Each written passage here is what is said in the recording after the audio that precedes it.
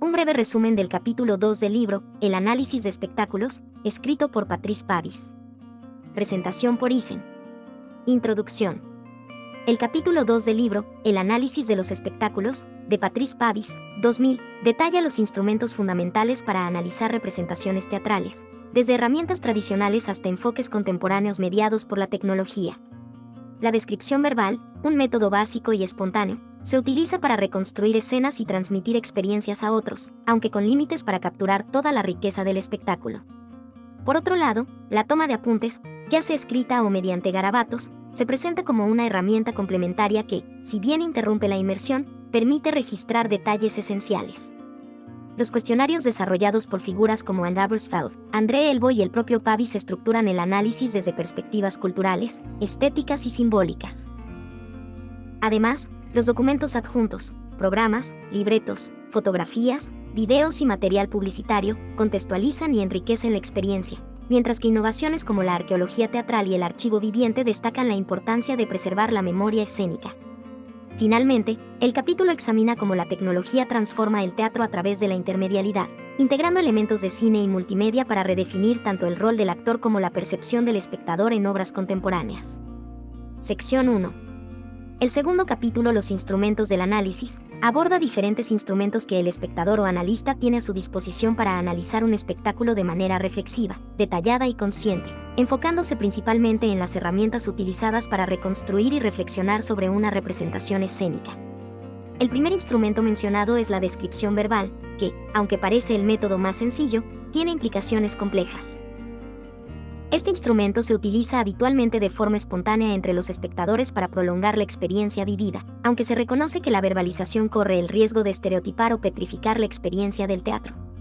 A pesar de que la descripción verbal de un espectáculo no puede capturar toda la complejidad de la experiencia visual y emocional, cumple una función selectiva, en la que se eligen ciertos elementos significativos que se comunican a otros o se dejan registrar en memoria. Para realizar una descripción adecuada, se destacan varios principios como los marcadores temporales, que ayudan a organizar la cronología de los eventos, y los organizadores espaciales, que permiten ubicar los elementos de la acción dentro de un espacio. Además, se reconoce la aspectualización, que es la división del espectáculo en partes según su material o significado. El segundo instrumento mencionado es la toma de apuntes, que, aunque puede parecer útil, se argumenta que interrumpe la experiencia directa del espectáculo. Escribir durante una representación puede distorsionar la percepción, y se sugiere que, en lugar de tomar notas verbales, un espectador podría hacer garabatos o dibujos rápidos, lo cual conserva la espontaneidad del momento y captura las líneas o fuerzas principales de la representación. Finalmente, se menciona que la escritura crítica busca reconstruir la experiencia del espectáculo a posteriori, al igual que los críticos de teatro hacen un ejercicio de redacción posterior al evento, intentando revivir la experiencia a través de la palabra escrita, aunque algunos detalles siempre se pierdan en el proceso. Sección 2. Se presentan 3 cuestionarios diseñados para analizar espectáculos teatrales de manera sistemática y completa.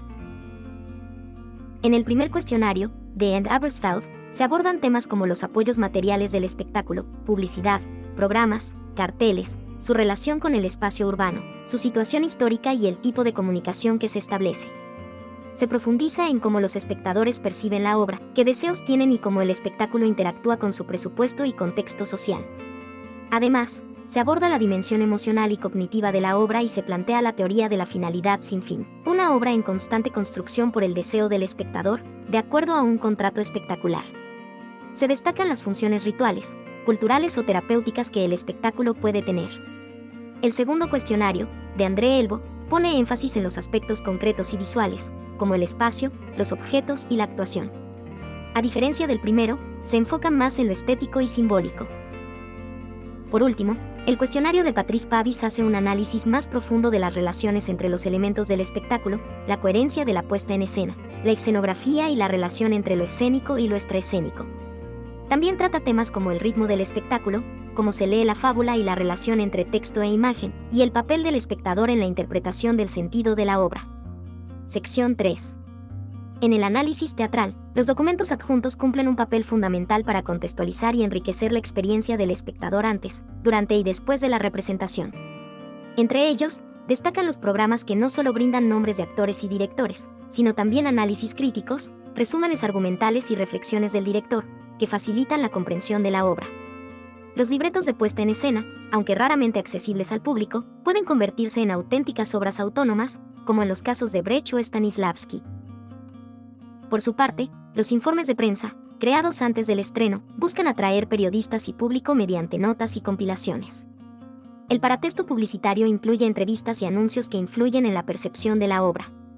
Asimismo, las fotografías y el video documentan los aspectos visuales y narrativos, mientras que herramientas como el ordenador y el disco compacto permiten reconstrucciones virtuales que fusionan elementos como iluminación y sonido. Finalmente, métodos innovadores como la arqueología teatral, propuestos por McPherson, combinan análisis y recreación viva de obras, mientras el archivo viviente, preservado en el cuerpo y memoria de los actores, representa un testimonio único e irreemplazable del arte escénico. Sección 4.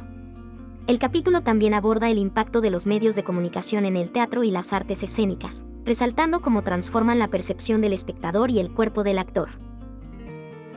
Este cuerpo mediatizado refleja la influencia de tecnologías como cámaras, micrófonos y pantallas, que expanden las capacidades humanas, pero también redefinen nuestra relación con el entorno y el arte. Se examinan conceptos como la intermedialidad, que analiza la integración de medios como cine, televisión y teatro en una obra, modificando tanto su composición como nuestra percepción. Este fenómeno no es reciente. Desde el arte moderno, se cuestionan los modelos perceptivos tradicionales. Autores como Freud sugieren que el ser humano es un dios protésico por su dependencia de herramientas externas.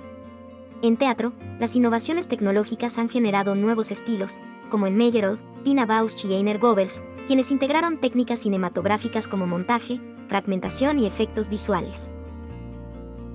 Obras contemporáneas como Ou bien le débarquement des Astres de Goebbels ilustran esta mezcla, donde texto, música y escenografía se entrelazan, diluyendo al actor como figura central.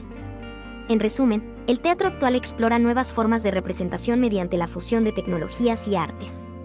Fin. Un breve resumen del capítulo 2 del libro, El análisis de espectáculos, escrito por Patrice Pavis. Presentación por Isen. Bibliografía, Pavis, Patrice. El análisis de los espectáculos, teatro, mimo, danza, cine. Grupo Planeta, GBS, 2000.